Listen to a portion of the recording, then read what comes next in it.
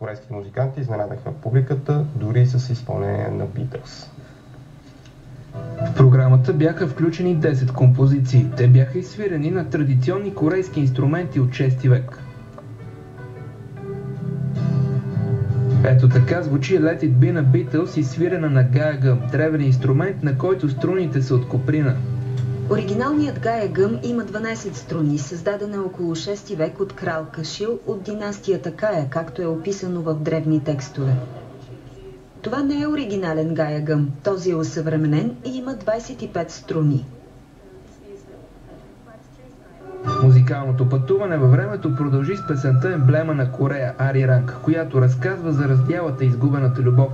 Песента символизира не само далечното минало на Корея, но и съвременната история на страната.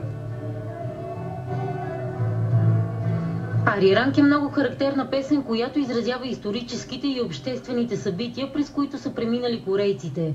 Ари Ранг е най-яркият израз на чувствата на корейците.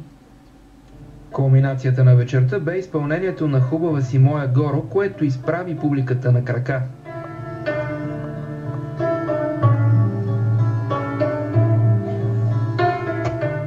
Чувала съм, че има нещо общо между корейската традиционна музика и българския фолклор в изразяването на тъгата.